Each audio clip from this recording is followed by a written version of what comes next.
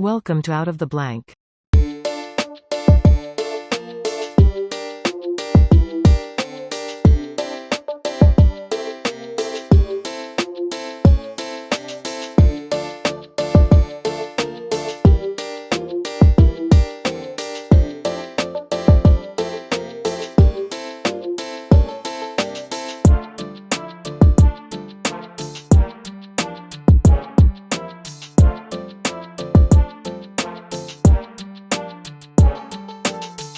Welcome to another episode of Out of the Blank Podcast. Michael, it's a pleasure to have you on the show. Could you please introduce yourself to everyone out there listening?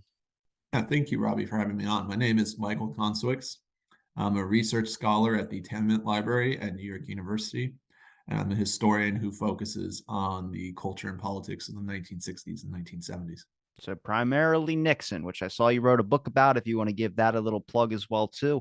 I'm interested in trying to learn a little bit more about our history, particularly the Cold War. Obviously, I've been involved in Kennedy's administration. For anybody that's seen a lot of my past episodes have involved a lot about Kennedy. But I'm also looking farther into not just Kennedy, Lyndon Johnson administration, then Nixon, which is the one that always gets mentioned in the history books. Yeah, so my first book, which started off as a dissertation, is They Said No to Nixon, Republicans Who Stood Up to the President's Abuses of Power. And what it does is it provides a detailed history of the,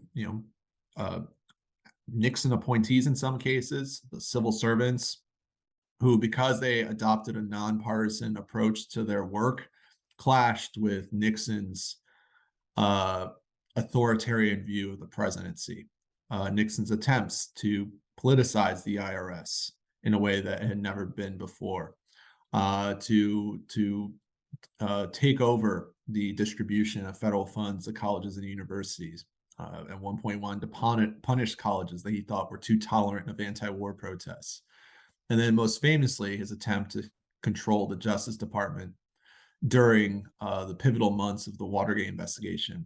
This leads to something called the Saturday Massacre that perhaps we could talk about later, where Nixon demands the firing of the Watergate special prosecutor. And that leads to the resignation of the Attorney General, the Deputy Attorney General, and the Saturday Massacre is this turning point that leads to more Americans starting to take the idea of impeachment seriously. Polls show that a plurality of Americans for the first time now supported the idea of impeaching Richard Nixon. And that happens in the fall of 73. Less than a year later, he resigns as he realizes he's not only going to be impeached, but he'll be convicted and possibly face prison time.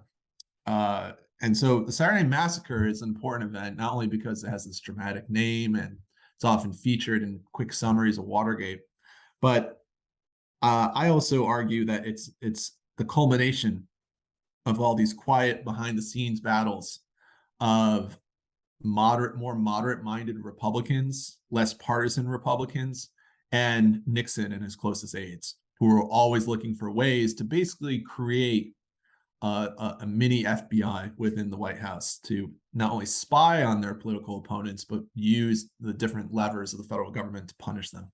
If I'm not mistaken, Nixon was the type of person that believed since he was the president, at any time he wanted to change anything, he could easily do so. And a lot of these institutions like the FBI, I know he was trying to be friends with Hoover, and I think that relationship was even on the rocks at some point as well, too. But then once Hoover died, the new FBI director started to have conflicts with Nixon, which if you look at, it's made it hard for me to understand this character because I've seen, like, I know about Watergate. I know I've seen the tapes. I know there's 18 minutes missing on one of those tapes, and people always speculate what they talk about in those 18 minutes. Nixon was up to a lot of stuff. And it wasn't very good, but it also seems like I don't know if he was creating his own paranoia. In the sense, there was the war on drugs where he's going after Timothy Leary for the longest time. There was a whole bunch of stuff going on that seemed like he was doing it to look good in the eyes of the people, which we all know in the end did not result in that at all. And then towards the ending, this idea of impeachment, he just quit and said, I'm not, obviously facing more criminal charges with Watergate when that whole scenario, but makes this complicated kind of idea of who Nixon is and why his name is still popping up today, which is kind of why I'm trying to understand it.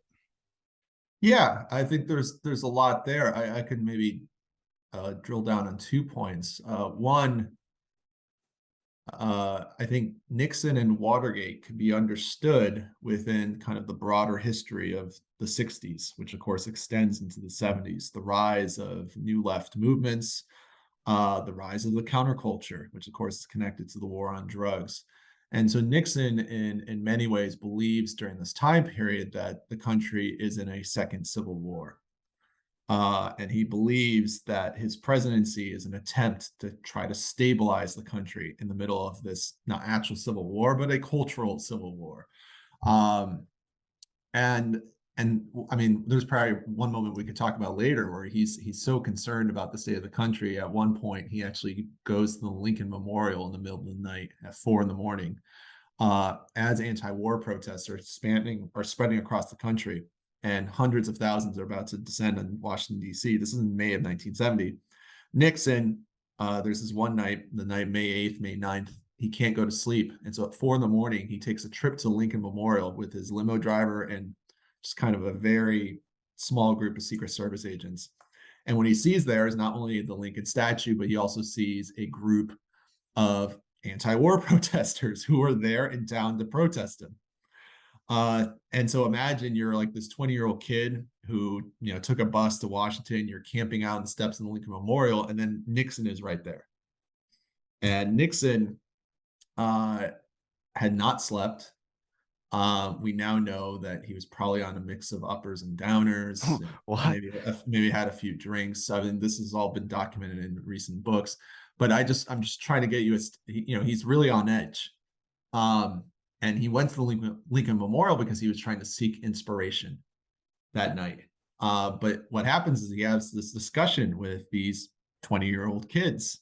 And at first, the discussion is awkward. It takes a few minutes for people to actually stand up to the president and call him out in his Vietnam policies. They talk about surfing and football because one kid's from California, another kid's from Syracuse, and they had a good college football team at the time.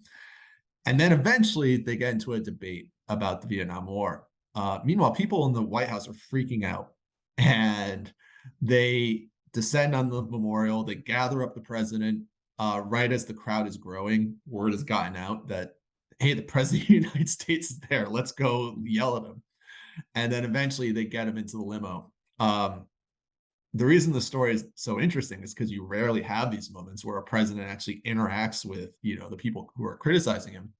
But Nixon, the other reason it's interesting is Nixon's clearly having some sort of breakdown because he refuses to go back to the White House. He demands that his staff take him to the Capitol.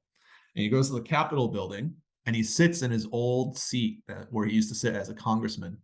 And he makes his limo driver give a speech on the American dream. And he sits there and he applauds his limo driver, who's a Cuban American. And Nixon's staff are just weirded out by all this. His chief of staff, one of the loyalist guys in the White House, H.R. Haldeman, writes in his diary, this is one of the strangest days by far. And then after that, they go to a diner, they have some breakfast, and eventually Nixon passes out after this very surreal night. I bring this moment up because I think it captures just how stressed out and how concerned Nixon was with the state of the country. And Nixon, I think in many ways, was kind of like he was at the tip of this broader movement of people who thought the country had changed dramatically from 1960 to 1970. And so, not to excuse Nixon's actions, but his defenders will often bring up that some of his abuses of power can be justified because he believed he was in in kind of a second Civil War type of situation. I don't believe that's a good argument. I think it's always important to contextualize things, but I think it's a poor excuse for how Nixon uses the presidency to go after his enemies. Well, he definitely had an ego issue. He definitely thought that since he was the president, he could do whatever the hell he wanted, and they all have to, like butlers, have to bend to him, basically, which is the FBI and the CIA, and everything had to bend to his will, and that's not how it goes. but he thought he could do whatever he wanted. But I mean, that's why we have Supreme Courts and 2/3 vote, veto and all this stuff out there to make sure the president doesn't become too powerful. But what you just explained to me with reading the American Dream speech his limo driver was, I'm like, how much Hollywood does this guy watch? Like, that seems like he's the main character of a movie and the whole world technically revolves around him, which is that spring he was watching Patton quite a bit. That was one of his favorite movies. And if you just think about that for a second, he clearly views himself as like a George Patton type of figure. Yeah, and you mentioned the other point I wanted to bring up was Hoover. And of course, Hoover himself is also an authoritarian. I mean, he's Hoover's awful. I'm no fan of Hoover. He's a hypocrite. That's what he is. Well, yes, but what I'm going to say is by 1970, especially by 71, Hoover realized that he had to take his foot off the gas pedal a little bit. The reason being is the social movements of the 60s, particularly the anti-war movement, was kind of raising awareness.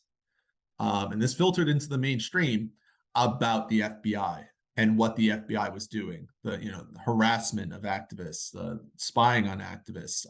I mean, this became not only an open secret, but it starts to get filtered into the mainstream. And Hoover senses that. Hoover senses that the dam is about to break, that the decades and decades of spying on anti-war activists and organizations, anyone who's on the left, occasionally also on the right too, but decades and decades of just infiltrating awful, Hollywood, infiltrating of violating civil liberties. That Hoover realizes, not that it comes to an end in 1971, but he realizes he has to take a few steps back. That happens just when Nixon wants to really ramp up their efforts to expand the surveillance state. There's something called the Houston Plan, an aide to Richard Nixon named Tom Charles Houston, a hardcore conservative, someone comes from the right wing of the Republican Party, proposes a plan where the FBI and the Nixon White House could do a better job of going after the new left, anti-war and civil rights activists. Hoover doesn't like that plan, and by 1971, but this starts in 70, but by 1971 makes it clear to Nixon that he's not going to join in any attempt to kind of expand the surveillance state. That, of course, coincides with other events where the anti-war left is actually making it more and more clear that the FBI is doing a lot of awful stuff. So like I said, Hoover is not doing this for moral reasons. He's doing this to protect whatever remains of the integrity of the FBI. But Nixon wants to basically create his own FBI. And that's what leads to Watergate. That starts in 1970-71, and then the Watergate break-in is in June of 1972. Nixon defenders will often just focus on the break-in as a singular act. The break-in is just what leads to them getting caught. The break-in was just, the break-in happened after months and months of similar activities happening. Not only break-ins that started in the summer of 1971, but also other attempts to disrupt the Democratic primaries during 1972. Nixon sometimes was not involved at all. We have no evidence that the Watergate break-in had anything to do with Nixon, but there's other instances where Nixon was micromanaging attempts to really disrupt the Democratic primary process. For instance, Nixon actually came up with the idea to send out a vote for Ted Kennedy mailer during the New Hampshire primary. That came straight from the president of the United States. And the reason that was done was to take votes away from other candidates who were actually running. There's more. I mean, that can be labeled as just a dirty trick. It's not illegal. It's unethical. But that's why they called him Tricky Dick. Exactly. Yes. And then there's a decades-long history there. But there's other more troubling instances. So for instance, there's something known as Watergate West. That's a break-in into Daniel Ellsberg's psychiatrist's office in the Los Angeles area. And so that happens in August 1971, 10 months before the Watergate break-in. Nixon himself did not order the break-in as far as we can tell, but one of his top aides, John Ehrlichman, knew about it, and he informed the president that there was an operation in Los Angeles that we feel like you don't need to know about the details. And you can hear Nixon on the tape saying, agreed. So what did Nixon know? We can only speculate, but I think it's safe to assume that he knew something was happening with Ellsberg. He knew that Ellsberg was based in the LA area. And that just goes to show that Nixon in the summer of 71 was putting major pressure on his staff to act like the FBI. But they would not answer to J. Edgar Hoover. They would answer to either Nixon or his top aides like H.R. Haldeman and John Ehrlichman. And so that's the plumbers unit. That is created by Nixon, and that what leads to Watergate. And once they are caught, then the next year or two is basically trying to suss out what did the president know. I would warn your viewers to not get caught up too much in the details of the break-in, and instead focus on the summer of 1971, because that is where you could see what Nixon is actually guilty of, and that is basically creating this atmosphere that leads to break-ins and other illegal activities. So when it comes to Nixon's involvement in Watergate, what do you think was so significant about Watergate? Like I've looked at the transactions, like the jury statements and everything that goes on in Watergate, and what they're really interested, it seems like, is the government's interested in all the covert abilities that the government was doing at the time. And I think that's where you see Hoover, he's not doing it for morality reasons. He's doing it because he knows he's involved in a lot of stuff, and that's going to end up coming out if they keep applying more pressure. A lot of this is going to come out. But I mean, where do you stand on the idea like this gets labeled as a conspiracy? I don't think it's a conspiracy, but activism, I mean, they were targeting activists because they wanted war. That was a money thing, and that was, it was war to them. At the time, the government seemed like it was a profit motivator in a sense to be involved in a lot of these things, and they were straight up targeting activists. I mean, Black Panther Party is a great example, but plenty of other Vietnam activists, even singers, for instance, that gets labeled as a conspiracy. I'm just curious where you stand on that, because I think there's a lot of evidence to support that. No, the fact that the federal government, whether it's the FBI or the Nixon White House, went after anti-war activists and the Black Panther Party and anyone on the left, I mean, no, that's well documented. Um, you know, um, I mean, sure, I'm sure people have come up with conspiracies that are connected to that story, but I mean, that story, it's true. And you can find it not only in the Nixon tapes, but archival records. Um, it's well documented. And I mean, I would just say that a lot of people from that era who were involved in the anti-war movement, who were involved in different parts of the civil rights movement. I mean, hell, you didn't even have to be that far to the left. You could have just been kind of a progressive liberal, and you could have been targeted by either the FBI and or the Nixon White House. And I there are a lot of people from that generation who have ordered their FBI files, and these are people. In some instances, they were up to illegal acts, but in many instances, they were just participating in activism, nonviolent forms of activism.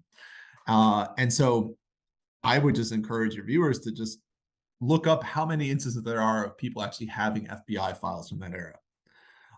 And then people who actually faced harassment, either from the FBI or some organization connected to the federal government. Frank Sinatra, Marilyn Monroe. There's a whole list called the Hollywood 10 of J. Edgar Hoover's. I've talked about this on the show about his invasion into Hollywood, Yeah. Oh, yeah, yeah. including a Well, lot of then, the screenwriters and directors, Warner Brothers, Disney, for instance. A lot of these people were, well, Disney was more right, but when it came to Warner Brothers, they were left. And he sent messages to them saying, hey, this guy has been supporting activism. Don't give him a spot in any of these roles, which makes you analyze, okay, so acting isn't just petitioning yourself and seeing if you're good for the part. It's also don't have any communist views. yeah, so I think there's actually an interesting link between that Cold War era. I mean, the Cold War extends to 1991, but that classic early Cold War era in the late 40s and early 50s, where there's a major clampdown on anything that, smells of like left-wing politics within Hollywood and other segments of American society, and what Nixon tries to do in the early 70s, and what the FBI is doing throughout the 60s and 70s. I will say this is that one way where Nixon really tried to go after his opponents, and that included many journalists, it included actors, included hundreds and hundreds of public critics of the Nixon administration, was through the IRS. Now, I don't want to romanticize the history of the IRS. There is a long history of the IRS being used in unethical ways. The difference with Nixon, though, is that Nixon tried to institutionalize his he tried to institutionalize abuses of power. So what do I mean by that? Is that Nixon basically put pressure on the commissioner of the IRS. His name was Johnny Walters. He was a Republican from South Carolina, started working in the Justice Department under John Mitchell. So someone you would think would be a Nixon loyalist. But the Nixon White House tried to get him to audit political opponents. They gave him what is now known as the enemies list, a list of hundreds and hundreds of people in the anti-war movement, in progressive organizations, in the civil rights movement, included everyone from Dan Shore, a journalist for CBS, to Paul Newman. And they wanted this list to basically start audits on their opponents. So like I said, are there instances where, in other parts of the 20th century where you had politically based audits? Yes, but you did not have this story of the president of the United States and his chief of staff talking to the commissioner of the IRS saying, you need to take this list and put pressure, basically initiate audits on hundreds and hundreds of our enemies. Now, fortunately for the country, Johnny Walters said no repeatedly. And the Secretary of the Treasury, George Shultz, had his back. So this is an instance where two Republicans actually stood up to the White House and stopped mass audits from happening in 1972. And the timing is interesting because this story happens in the summer and fall of 1972. So it's after the Watergate break-in, but it's before Watergate becomes a national story. So this is at a moment where Nixon is still quite popular. Nixon's about to win re-election in a landslide. It's pretty clear that's going to happen. And yet these Republicans are still basically particularly Johnny Walters, put their careers on the line to stop a takeover from happening within the IRS. So I think those stories, like I said, represent something. They show that while, yes, Nixon in many ways is linked to this longer history of the imperial presidency and illegal activities done by the FBI, but at the same time, his own efforts to increase the powers of the presidency and expand the authoritarian aspects of the presidency represent kind of a different type of story in the 1970s. Is that the first time anybody's really stood up to just the idea of political corruption? I mean, obviously Nixon was abusing it way more than probably anybody did before him. I've heard some abuses on Lyndon Johnson, but he seemed to switch his position more towards the ending of his whole entire thing. But if you know about Vietnam, you know Lyndon Johnson doesn't make up for anything. But Nixon seemed like he was putting the gas pedal on everything, and that I'm just curious to how many people were deciding like this is enough. This guy's got to get out of here. Now I'm not too 100% sure on the date, but 74, 75 is when the Watergate like official hearings started happening, like the giant ones, the one that we have all documentation on, if I'm not mistaken. Yeah, the Senate Watergate hearings start in 1973, spring of 1973. Because what happens in early 73 is one of the plumbers, James McCord, writes a letter to the judge, basically saying that the White House is putting pressure on them to not talk. Because what happened for months prior to that is the White House was paying the Watergate burglars to stay silent. Nixon authorized this in the summer of 1972. And so once McCord starts talking, that is when the press and mainstream politicians start taking this seriously as a scandal. They start to see this as something else other than just liberal journalists trying to attack Nixon. And so that's when that leads to the Senate Watergate hearings in the spring of 1973. And that is when Nixon's popularity starts to decline. And then, of course, he resigns in August 1974. But those famous hearings that you see in documentaries about Watergate, much of the footage comes from the spring of 1973 through the summer of 1974. I came across the documents of William Colby. I don't know if you know who William Colby is, but he was the director of the CIA, and he exposed a lot of the stuff like the Phoenix program and a lot of stuff that was going on that the CIA was doing, wiretapping people's phones. And I mean, if you look up his name in CIA, it says the CIA will never recover from this.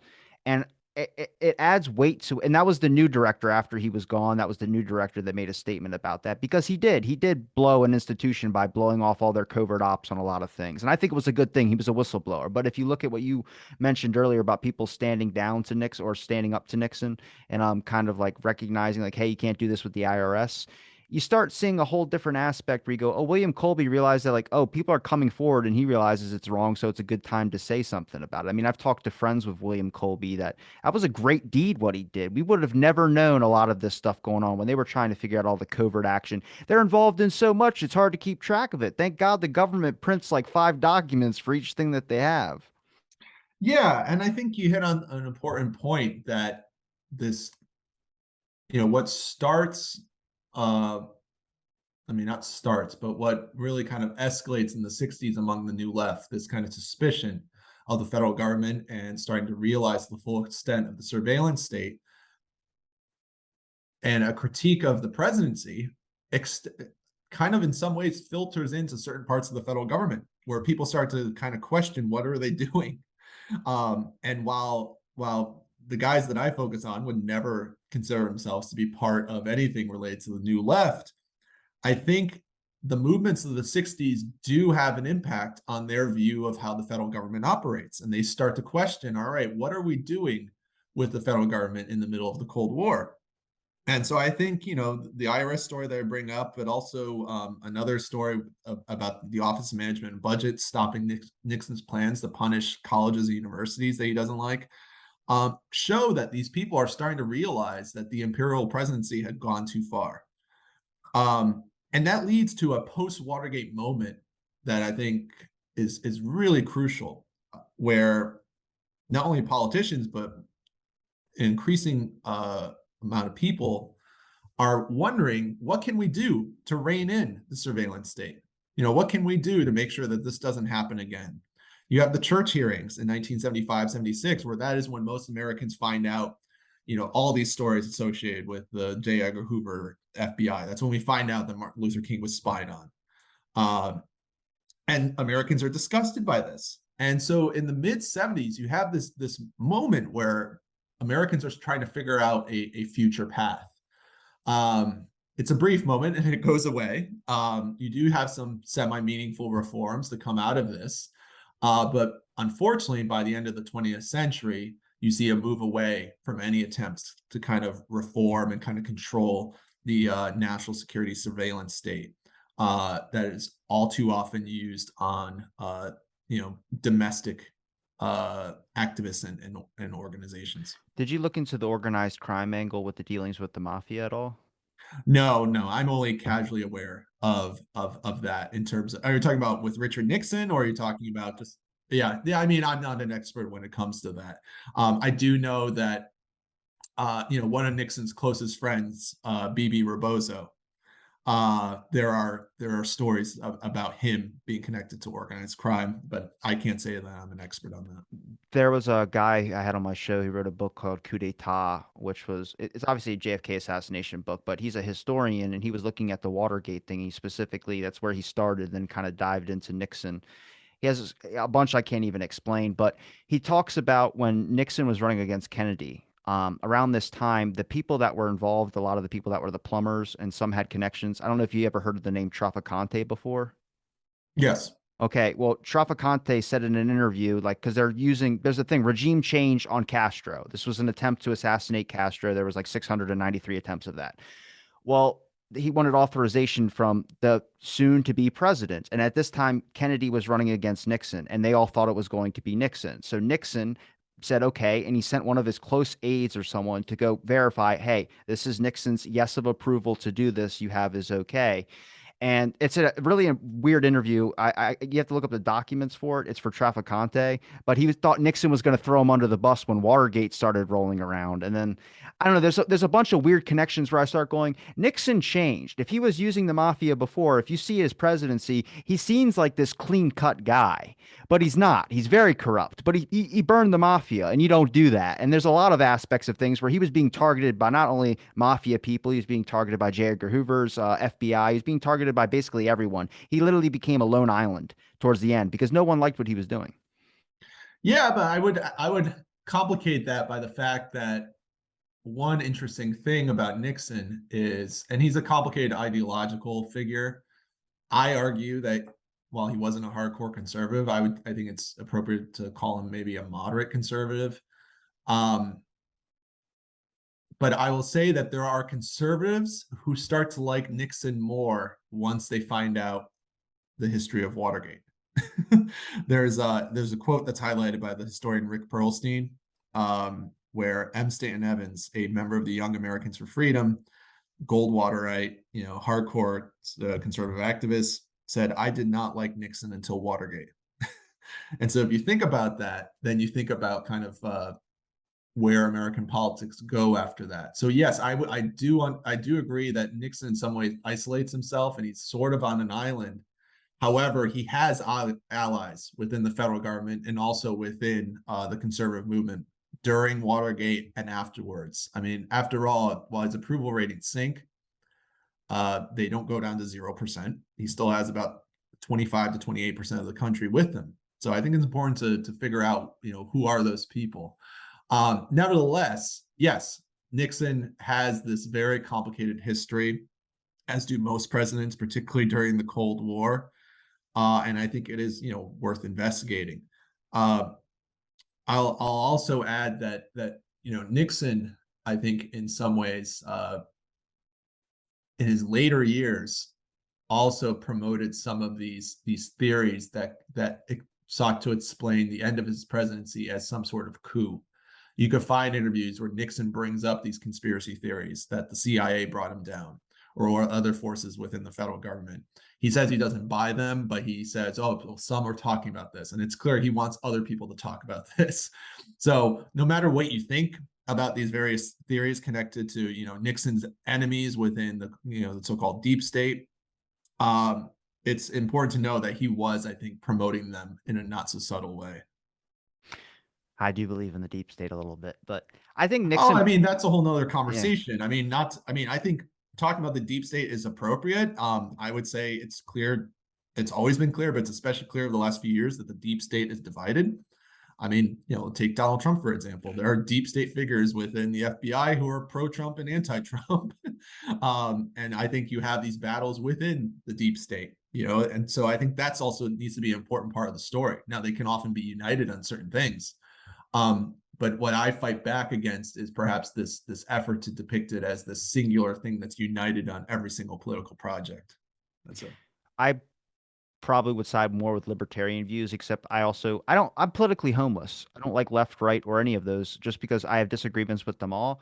But I just believe like when it comes to like a deep state mentality, I mean, there's stuff we know about the invasion, J. Edgar Hoover's invasion into Hollywood. There's just so much influence everywhere with media and so much that I'm starting to learn about, not only at this time period, but I mean, it's comforting to me to know that it's always been happening kind of. So it's not just a relatively new thing, but obviously the branch gets a little bit longer with the avenues that we have. But I mean, if you dig into just the whole way the government was going, if Nixon was president in the 60s, if he would have beat Kennedy, he wouldn't have had a problem in his administration. But the times started changing. I mean, the introduction of LSD, for instance, to America, the spark up of activists that started going on. This is the first time ever that people were questioning war. So you're wondering why you're having these tearing apart at the seams that Nixon is seeing. And he's like, I got to, as the president, manage and get this ship down. He was looking at it wrong. That's half of the people in the government throughout history are look. Alan Dulles, the best example of I would say a piece of crap, but he started MK Ultra. Well, he was directing of MK Ultra, which we know about now from hearings and stuff. But the way he was viewing it, and I had David Talbot on my show to talk about it. He's just looking at it like I'm an American and I'm a patriot and nobody else is going to do what they needs to be done. And then I had to look into communism, and then communism, they revved up the ball so damn much that nobody even questions there's different types of communism. Like they just labeled everything and everyone associated as the Russian version. But when we were in Indonesia and stuff, they labeled them communists and people wait. They're religious though. How are they communists? Oh, there's two types of communism. It's like you start seeing like people for the longest time were just used to the government, like trust your government. And then that's where you see this whole political divide start happening during the 70s, during the 80s, and then to the standpoint we're at now, which is just interesting because it's like finally people are getting enough information and being a little bit more skeptical on the government. And I'm not anti-government, I'm a patriot at heart. But I think you need to recognize evil as well too. And Nixon's the best example. I mean, what was he involved in that he was so scared of coming out at Watergate? Yeah, and I think Nixon's paranoia is connected to a lot of things. But one immediate cause for that paranoia during his presidency Go to the is, uppers. Go to the uppers and downers. I want to hear it. well, yeah, I mean, I'm not the expert on that, but I'm just saying I mean, people can read books by the historian Irv Gelman that kind of documents some of that. Um, Anyways, but in terms of why he was so paranoid during his presidency, like I said, there's a few different reasons, some of which go back to his childhood.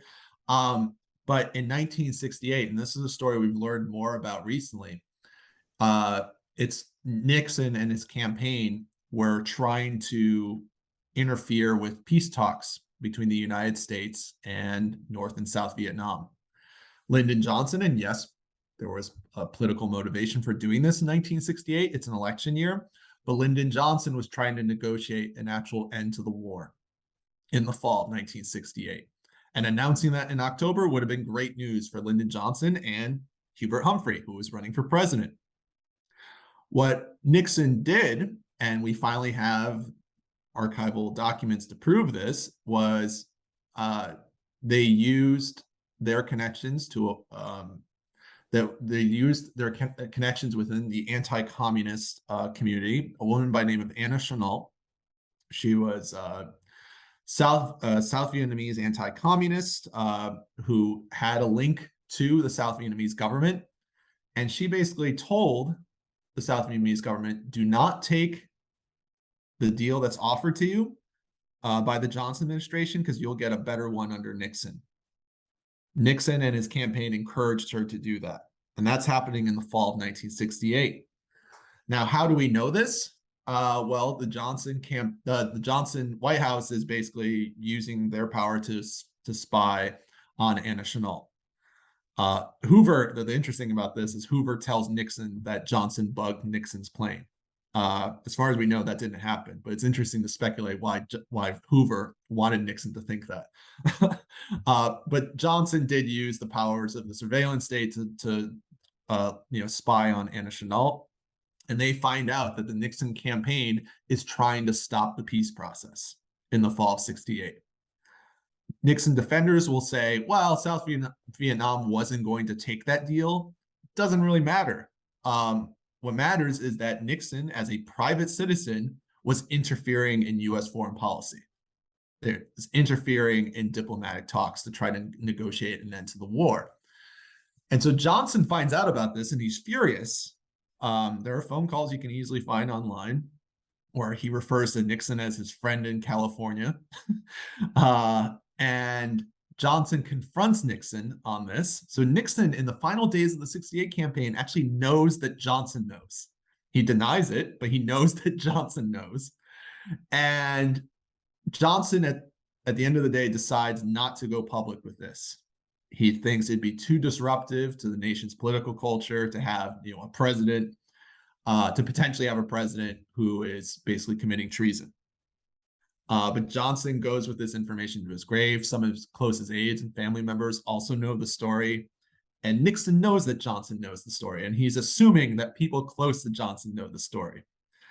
And so I think it's safe to assume that plays a role in his paranoia, or his increased paranoia, in 1970 and 71. It explains why he's constantly worried about what kind of information the Democrats have. I cannot prove this, but my guess is the 18.5-minute gap is connected to this story. I know other people think it's related to other topics, but I just think that this is the safest bet. And so this fear that the Democrats would out him for committing treason, I think plays a key role in his explaining his frame of mind throughout his presidency. But this is a story that had kind of been around for decades, but has become we've had more proof. There's a historian a writer by the name of John Farrell who included this in his biography of Nixon, showing that H.R. Haldeman's notes documented conversations about all of this in the fall of 1968. And so, like I said, we had a president who committed treason, who, if it wasn't for Watergate, probably would have had, a full successful second term. But that doesn't happen. And so in many ways, Nixon's paranoia that was connected to the story, it's called the Chenault affair, then leads to his downfall. That's like the second thing I've heard about the 18 minutes gap in that tape. The one I heard it from was with Traficante and one of the lawyers that was in that room when that tape is, and they said they were talking about the Kennedy assassination.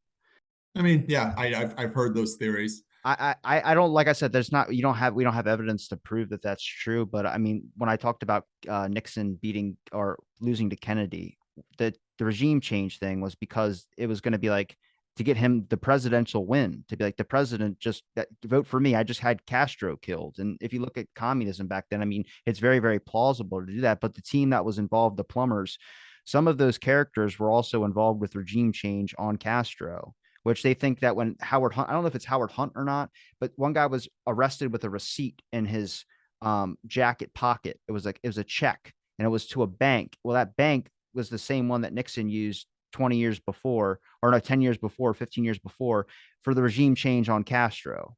So they think that during Watergate, that was what's going to be coming out, which just makes it like really interesting, where it's like I mean, that's influencing elections even way more than just, saying, oh, we're not going to let this guy do Johnson's whatever Johnson wants. That's literally like, we're going to kill Castro, a guy in another country, so people will vote for me. And that's just a little bit nuts. But like I said, that's a theory out there as well, too. I just think you learn a lot about Nixon. I've listened to some like where he mentions Bohemian Grove and he talks about all this. And it's just like, what the hell is going on in our institutions a little bit? And you start questioning. And that's when you start kind of peeling back the scab a little bit. I mean, he mentioned something about to the CIA about the whole Bay of Pigs thing, and people still speculate what the hell he was talking about with that. Yeah, and I mean, we can only speculate with a lot of these things. But what I would say is that Nixon and his defenders, as particularly later in his life after his presidency, will often depict him as I'm not a defender. I hope you're not no, no, saying no, that. no, no. I'm not getting that from you. I'm just thinking of just like where these theories can go. If he killed Kennedy, that son of a bitch. Just Well, I mean, I'm an agnostic when it comes to that. I've become a little bit more skeptical about some of those theories, but I I'll say that Nixon often tries to depict himself as existing outside of the deep state, and I think that's silly because as vice president and as president, he's immersed in it. I mean, he is part of. I mean, he's a president of the United States. I don't think any president exists outside of a so-called deep state, and so that's why I always kind of push back on these theories that it was like Nixon versus the deep state. And then in terms of what's on the 18 and a half minute gap, like I said, we're guessing here. I mean, we're taking educated guesses. I just think the Chenault affair provides a more direct link in terms of what he could potentially have been worried about.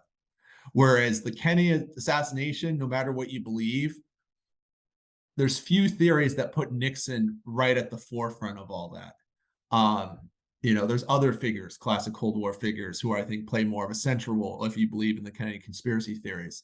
But that's why I just think the Chenault affair is just more of a convincing case. But that's just my take. I'll say that the reason that Nixon had a taping system is also an interesting subject. that came before Nixon's administration as well, too. That's in the Johnson administration. Oh yeah, no, other presidents going back to Franklin Roosevelt had taping systems.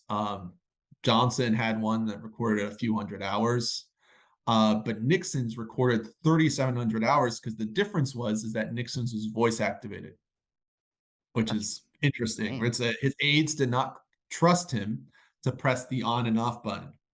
And so from early 1971 through the summer of 73, when the Watergate hearings unveil that you have a taping system, and once that becomes public, they take it down. You have this 2.5-year period where every single conversation in some of the key rooms of the White House are recorded and through a voice activated system. And only a handful of people knew about this. Nixon, Haldeman, a few Secret Service agents, and White House aide Alexander Butterfield. And so most of the people who hung out in the White House, including people like Henry Kissinger, did not know that they were being recorded. Kissinger was very good at developing friendships within the media. Nixon figured that out because Kissinger was always depicted as a genius and Nixon was depicted as like this crazy guy. And so Nixon wanted to use the taping system to show that he was the smart one. He was the one practicing realpolitik. and actually, to be fair, he was the one that came up with the idea to reach out to China. It was not Kissinger, even though Kissinger tried to convince reporters it was his idea. Um, and so the taping system, in some ways, it's created because of this desire to really control the narrative of his presidency.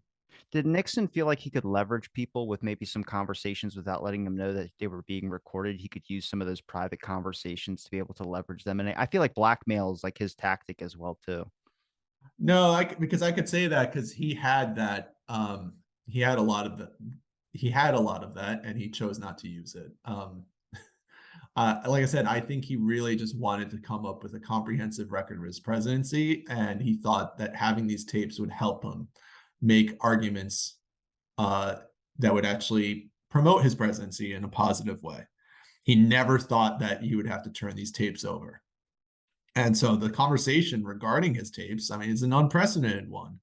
But eventually the Supreme Court decides in the summer of 74 that he needs to turn over the tapes. Throughout this whole process, he had aides and lawyers telling him, burn the tapes, put them on the White House lawn, have a bonfire on the White House lawn. But he decides not to do that because he felt that that would lead to a backlash. And I think one key difference between now and the 1970s is that Nixon's fear of a backlash and Nixon's fear of looking like a president who's not normal makes Watergate very different than the last few years. The politicians, even Nixon, someone who was defying, basically breaking norms left and right behind the scenes, publicly, he always wanted to look like a quote unquote normal president. He never totally gave up on that throughout his life. And so there's a tension there between what he's doing behind the scenes and then wanting to look like a normal, well-respected president. Whereas based on changes in our political culture over the last few decades, there's not really a loyalty to these norms. And it's why it's clear that, if you have a scandal today, it seems like more politicians are realizing that they can just deny it and fight back. And so I think the lesson for many politicians is when they look back at Nixon, unfortunately, the lesson for them is he wasn't strong enough. He should have burned the tapes. He should have given a finger to the press. And he should have just stuck it out, and he shouldn't have resigned. He should have fought it to the very end. And so I think the lesson of Watergate in the 70s, 80s, 90s was, oh, Nixon resigned, and this is an instance where the system worked, right? Where investigations sparked by the press, and then they go into the Senate, and then eventually the American people realize that Nixon is committing serious abuses of power. Our democratic institutions work bringing down a corrupt president. Whereas now we're in the 21st century, I think what we realize is, yeah, maybe the system worked, but it barely worked, and it relied too heavily on politicians, even Richard Nixon, respecting these norms, these democratic norms. And so my book, while there's these stories of heroic figures acting in a courageous way, I kind of end the book on a somber note where I say, well, it's if you take these people out of the equation, where you don't have figures standing up to a corrupt president, then what happens? This is where you see kind of the limitations of our norms and the limitations of our democracy. It's great whenever we have people who stand up to a corrupt president, but we should also realize that that's a pretty fragile setup. Because more often than not, people who exist within an administration realize that they have a greater incentive to kind of just go along with things. And this is true of Republican and Democratic presidents. And so my conclusion, as I said, ends on a somber note because it shows that the political culture of the 1970s that created a space where people could actually block attempted abuses of power that no longer really exists in the 21st century. Do you think that it's gonna be I know we talk about, today, but I mean, it seems like a lot of people just play ball with a lot what's going on, even if they have like, it's very rare throughout history we see anybody that's whistleblower types that really recognize that as well too. I had someone that was going to come on my show, talk about corruption, but he asked what political side I was. And I was like, I don't side with left or right. Honestly, I feel like if you identify with left or right, you're going to be more happy to see the corruption in the opposite than see it in your own. So I just kind of stay like politically homeless. And he said no, obviously. But I just think that's, that's interesting. I think we don't really recognize that, whether you like how your life is going, you like how your setup is going. I mean, it's even with politics today, there you don't see a whole lot of people speaking out about. I mean, you see scandals and stuff like that, but I mean, and overall, like people saying, no, I don't like what's going on there. It's mostly from the opposite political party, never people that, you know what I mean? It seems like we identify more with teams than we do with just the unification of where I guess, America's going. I think that's broadly true, but you've seen whistleblowers over the years. Snowden. A few. Well, yeah, there's Snowden and Chelsea Manning, and that, of course, I mean, that covers both the Bush and Obama presidencies, but that happened during the Obama presidency.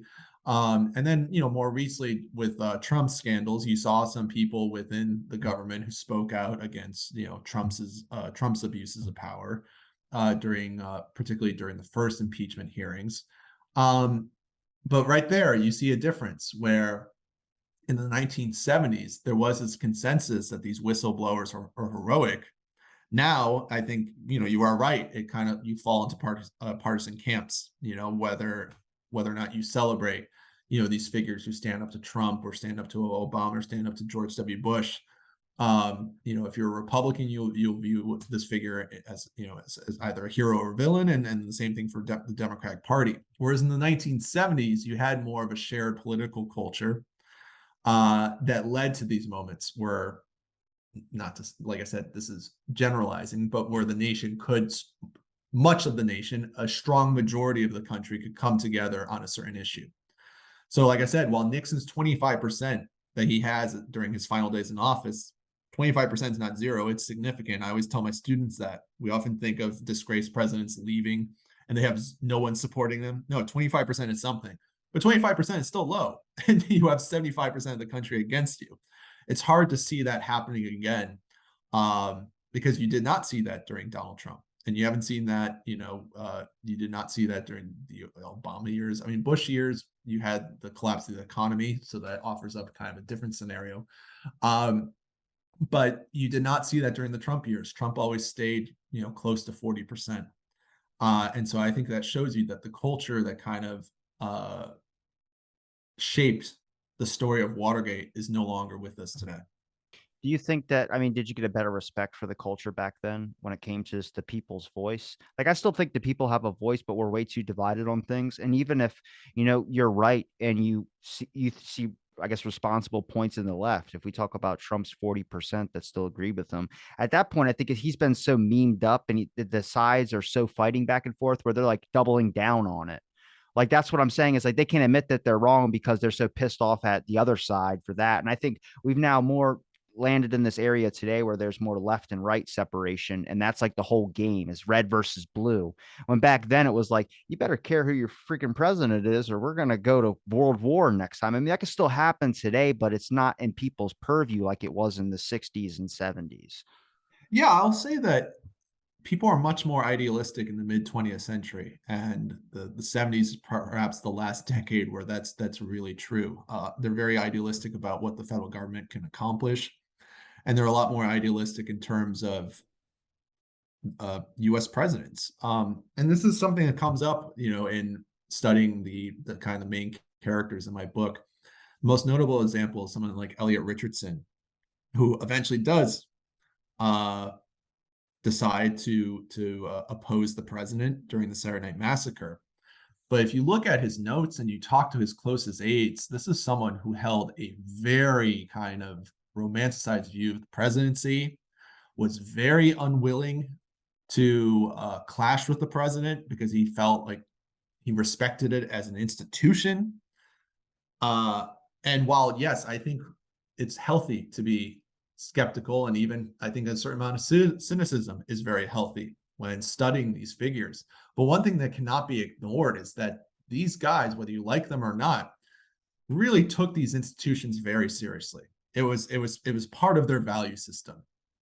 And you see that in how Elliot Richardson is really, really torn up about whether or not to stand up to the president and resign in protest when he tells him to fire the Watergate special prosecutor.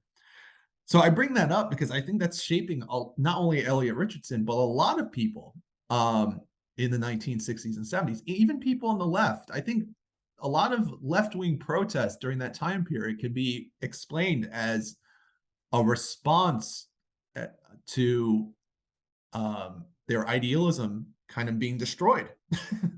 So there's a level of kind of shock at discovering, what's embedded within the federal government, and and finding out about the true extent of the surveillance state.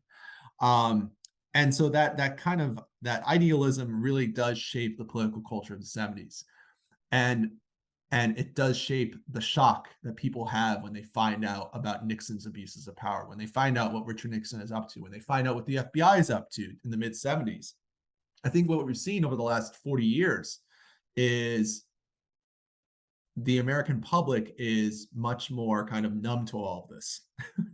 And while, yes, there could still be big stories, you're not going to have this kind of wave of public opinion that will unite, 60, 70% of the country on a singular issue that's driven by, oh my God, the president did this. That doesn't really happen anymore.